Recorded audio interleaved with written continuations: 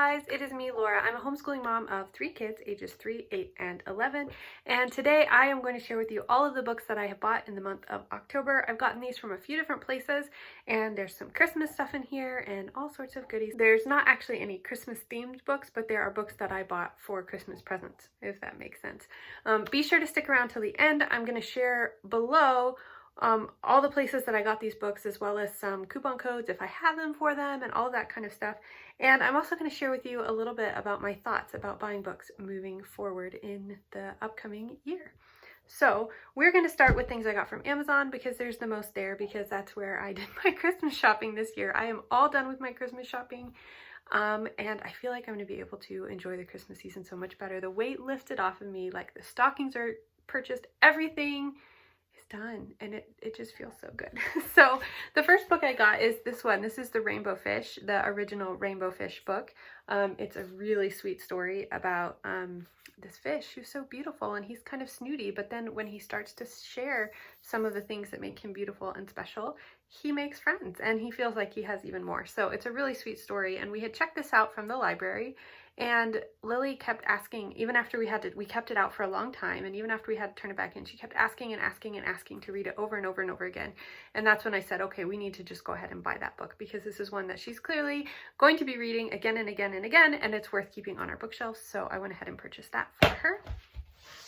This was a pre-order that I did. These comic science books have been a real hit in our book basket for homeschool. All the kids like to gather around me, even Lily, because they are graphic novel style, and they really have a lot of information, but the stories in them are very engaging and unique. I don't believe they all have the same author, so the tone in them and the way that they're written is a little bit different from book to book, but the kids, they just get so excited about these.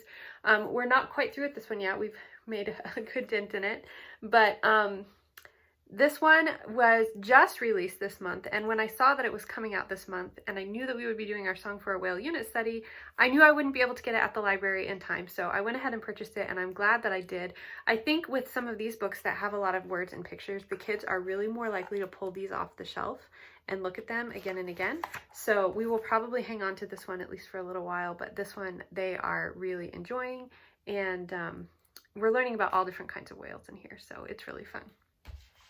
So these two I got for Christmas. So for Christmas Eve, we traditionally have a gift where they get pajamas and a book. And every once in a while, if they need like slippers or something else, I might throw something else along that category in. But the idea is that then we'll have books and we can read them on Christmas Eve as we're going to bed and getting so excited about Christmas. So this year I did a little different. So Samuel really enjoyed the Tom Swift Inventor Academy series. I purchased some of these from Book Outlet, and he really liked them, and so I got a few from our library, and then there were some that they didn't have that I got on Amazon. So we have on our shelves almost the complete set, and he loves these so much and wants to read them over again. He really wanted to finish the set. So I went ahead and got him the other 2 books that he didn't have in the set. He has already read these, but he has already started rereading some of them. So that, again, is something I think he'll be happy to have to finish that set for Christmas. And this is one I think you've probably heard me say on here over and over again that Timothy loves, The Green Ember. I think he's on his 4th or 5th listen through of all of the books on audio, but he really wants to have the physical books as well. So I went ahead and got him the first Green Ember book so he can start building this set as well, and I think it's going to be really good. He's the type of child who by himself will pull this out and read along with it, and that'll be really good and help his fluency. Super good for kids to do that, you guys. A book that's a little too hard for them, listen on audio while they're reading it. It's a very, very good thing. So I think he'll do that with this, and I think he's going to be super excited to have this on Christmas Eve. And the other book that I got for him for Christmas Eve is The Making of a Knight. You might have seen this in our Middle Ages unit study. This is actually, I think, the 3rd copy that we have owned of this book, because he loves it so much, and he reads them and reads them and reads them until they fall apart. So the other one is officially fallen apart enough that it's very difficult to read. So I went ahead and got him a replacement because he just loves this book so much. I'll get to what I got for Lily's stocking in a bit because I got it somewhere else. But another book that I got from Amazon, and this was another pre-order, and I'm super excited about it. I haven't read this one yet, and this is one that I'm probably not going to read right away, but I am going to put it on my shelf, and it will be one that we will reference a lot. And the kids have already started showing a lot of interest in it, and that is this African Icons book. Now, I am hoping that we will learn more, go through the countries of the world, or the different continents and the countries on the continents and all of that again. We did do some of my father's world, exploring countries and cultures a while back, and I want to do some of that again. But at any rate, I was so excited when I saw this. I had to pre-order it. It's 10 people who shaped history. These are famous people from Africa, which is so hard to find. I don't know if you've ever researched any of that, but when we've done Africa in the past, I've had a very hard time finding people, even starting from a country level, inspiring people so that kids can see the culture and the history and how people are an important part of that. And this one has short stories. So it looks like some of the stories have multiple chapters in them, like some of the people, and some of them are just one. But it talks about Menes, the creator of dynasty, Merenith, a queen erased, Imhotep, from peasant to god, Aesop, which I had no idea that Aesop was from Africa, you guys. I feel really stupid because I didn't know that, but like that is super cool to learn. Hannibal Barca, unparalleled military strategist, Tyrannus, North African playwright. I'm sure I'm slaughtering some of these, but I will learn them properly when we go through them. Amaniris, warrior, diplomat, and queen, Tinhanen, founding city on the dunes, Mansa Musa, the richest man of all time, and Queen Ida, the kingmaker. And so what it does, there's beautiful illustrations in this book. So it's got some background. So like here, see, it tells you how to say their name, Menes. And so then it has these beautiful artwork of what the people look like or what we think they might have looked like. And then it tells their story. And this looks like, from what I've seen, I haven't read it deeply yet, but it looks like it's really well written in a very engaging way. So Merneith, I think I said that right. Merneith, yeah, that's what it looks like. A queen erased. And so it's got her information there. And again, her story. And then look at these. Like, oh my goodness. So beautiful. I love the artwork. And then it has these other little things throughout that talk about Egypt and or that talk about Africa and various places and the history there as they relate to these people. So just a beautiful book. This is African Icons by Tracy Baptiste. I don't know if I spelled that right, but I'll put it there so you can see. And I'm so excited about this. I do want to read this. I'm just not sure I'm going to get to it right now, but this is definitely one that we will be referencing a lot. So I purchased that one. So these next three are ones that are kind of, I don't know that I necessarily should have gotten them all, but I'm still kind of working on unit studies. I'm always thinking about unit studies in the future and stuff like that. So we have this one section in history. We're kind of going through history and then doing some interest-led and literature-based studies throughout, but we're still working our way through American history. And there was this one section that just has a few little things, and I felt like it would be interesting to the kids, so I didn't want to skip it. But I was having a hard time, and I haven't read this, but this is, we're going to do a little section about Theodore Roosevelt and all the little time right before like World War I and all of that, and kind of lumping it together. So I have not actually read a book by Jean Fritz, but I've heard a lot of good stuff about it. And so this one we honestly might just pick up. I don't know how much planning. I don't even know if I'm going to read it ahead. We might just do it for our unit study, but this is what we're going to use for that kind of mini study kind of in between there to kind of let that part kind of soar. So this is another one. I'm always looking for excuses to buy Avi's books. This one looked interesting to me. My son looked at it and it looked very interesting to him. But this is, I think, in about the 1920s, and we don't have many books from that time period. So I thought we would go ahead and add this because we'll be kind of segueing into that. And so I thought that this might be good. If nothing else, we'll put it in our book basket. The kids are actually enjoying me putting some chapter books in the book basket. My oldest is picking them up and reading them on his own, and my other kids are wanting me to read those for book basket time, so I've added some of those in as well. So this might just go in there, or we might do it as a family read aloud. I haven't decided yet, but I think it looks really good.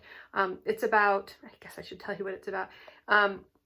It's about a girl who wants to become a teacher, but she hasn't finished 8th grade yet, and that's what she has to do. She has to finish 8th grade and go to high school, but the one-room school in her town shuts down, and so she really wants to keep the school open, but she doesn't want anyone to find out. So she decides to have the secret school, and can she be the teacher? Can she run the school? Can she do what she needs to do?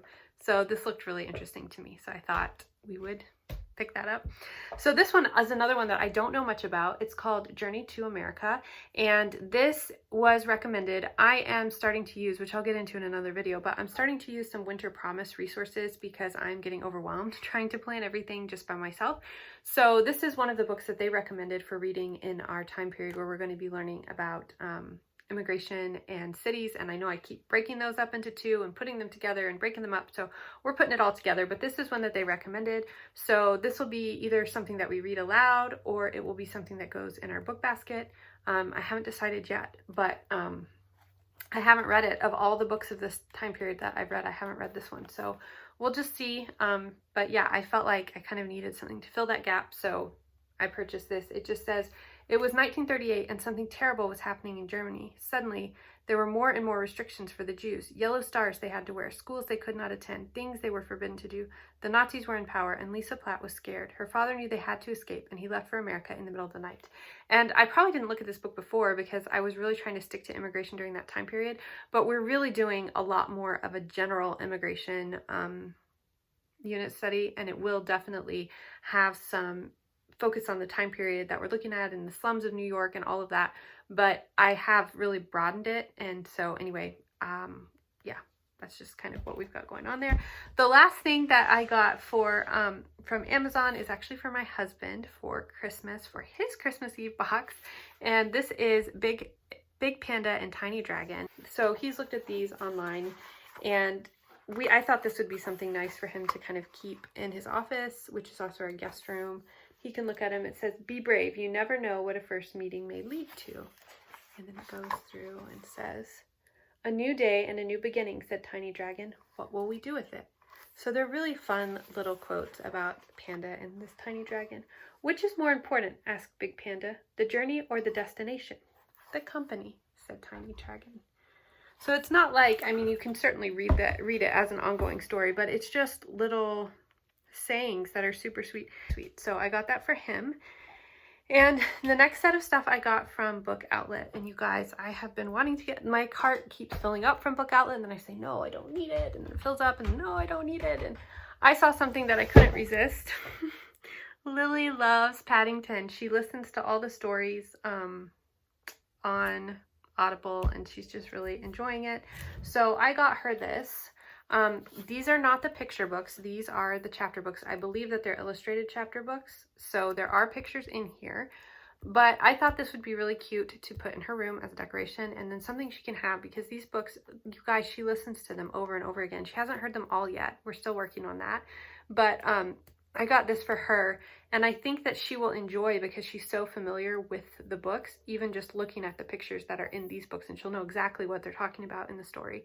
But this I got for a really good deal. I don't remember how much it was, but it was a really good deal on Book Outlet, and I just could not resist. So this is what we are going to be putting in Lily's Christmas Eve gift box thing. Also for Lily, this I saw and I couldn't resist, and I wasn't sure. It was kind of an impulse buy, but she loves it. I gave it to her already. I was going to save it for Christmas, but she's got a lot of stuff coming, so I just went ahead and gave it to her. But this is a human body book, and it's got this little clear thing on the front. And you kind of go through and flap through the different parts of the body. Of course, she turned immediately to the skeletal system and the bones and wanted to know all about that. And she has just been really just enjoying this book. She's had me read it to her. She's had Arlen read it to her. And she just will stare at it for a long time, just looking at all the different parts of the body. So she's really been enjoying this. So I'm glad that I got it. And that's one that we have it, and she'll really enjoy it. And when she's done with it and doesn't want to have anything to do with it anymore, we can just pass it on to someone else. But for right now, she's really enjoying it. So the last place that I got books, I think the bookshop is called Karis, and I will be sure to link it below. But this was a bookshop when I was doing research for my immigration unit study. I really wanted to include a lot, like the bigger immigration picture. I didn't just want to tell part of the story, and I was having a very hard time even knowing where to start to find resources because I feel like I don't know so much of the story. So I was talking to one of my friends from Atlanta, and she was telling me about a local bookstore that she felt like would probably have some really good resources. So I reached out to them via email. They gave me tons of resources. I got what I could from the library, and I fell in love with a couple of the resources that I wanted to own for various reasons. And so I purchased those from them and had them shipped here because I wanted to support them as best I could. So this one is called A Different Mirror. You might have heard of this before. This is A Different Mirror for Young People, A History of Multicultural America. I read this book, and you guys, this was one of those pivotal books that is always going to be on my shelf because I think it really opened my eyes to a lot of things. And I don't feel like it's very much like trying to convince me that history is wrong or whatever. It's just showing a broader picture. And I think I had always thought of, like, when I looked at books and looked at things like, oh, okay, well, that's their history, like that's their cultural history, or that's this group's history or that group's history, and this is my history. And I never really understood how interwoven all of these histories really are, and that without their history, I wouldn't have my history. And my history, for better or worse, has shaped their history, and how it's just how all of this is connected, and seeing the bigger picture and all the different stories. And I really, really, yeah, I feel like it was a really good experience for me. And this is a book that I will have each of my children read in high school when they do American history, whether we're still homeschooling at that point or whether they're going to school somewhere else. I will have them read this. I would not recommend this for kids younger than high school because there are a couple heavy parts in it, but I recommend this for adults to read. I recommend this for high school kids to read. What it does is it goes through the history of America, but it jumps around from different cultural stories. So a lot of us know the Eurocentric white people history, but it talks about Native American history all throughout at different places. It talks about slavery, where it came from and how it evolved to what it was, and what all went on with that. It talks about Native American reservations. It talks about also slavery and indentured servitude, people who are Irish and people who are African, and all of this kind of stuff, and the difference between the way Irish were treated from African Americans and why that was. And it talks about the flight from Ireland. It talks about the war against Mexico and how Mexican people became part of the United States and how they were treated. It talks about Chinese coming over for the gold rush and their incorporation into our society and our culture. Talks about how the Japanese started coming and how they were treated. And it just kind of goes through all of these things and how all of these different cultures and people came here and how people have been treated since and kind of what's been happening. And so anyway, I really appreciated this book and I wanted it on my shelf. This is getting really long, guys. I'm so sorry. But this is the last one. This is Lost and Found Cat. This is a true story, and it is so sweet, and I'm eager to share it with my kids. So this is a true story about a refugee family who came from, and I should totally know where they came from because I read this, the city of Mosul in Iraq. Yes. So this is a family who was a refugee family from Iraq, and they brought their cat with them, which was a very difficult thing to do. And when they got to Greece, they were separated from their cat, and once they were settled where they finally ended up, they were searching for their cat, and the people had seen the family with the cat and were trying to find them. And it's a story about how they were connected, and it's actually a true story. And I love that here in the end, there are some images of the actual cat and the actual family being reunited with the cat.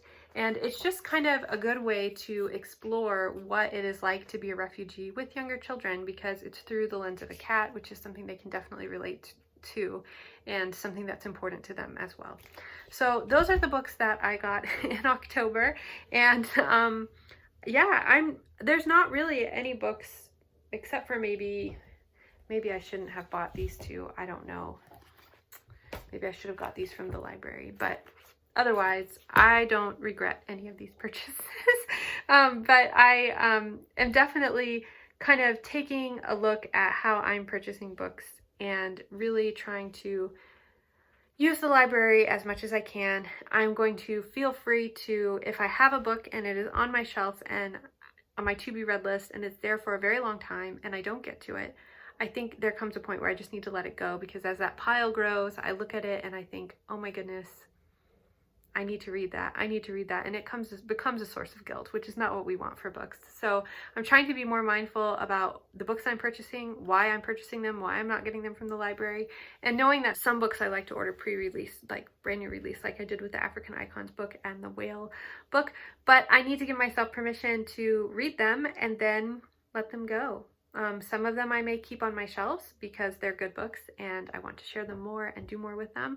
But if I'm just going to set it up on the shelf and not do anything with it, then I should probably let it go. So anyway, that is my haul. Be sure to check out below any coupons that I have for any of these stores. I'll be sure to link and let you know where I got it all. And I think yeah, so I'm going to do all that below. And I hope that you guys have a good day. Let me know if you have any questions. Talk to you later. Bye.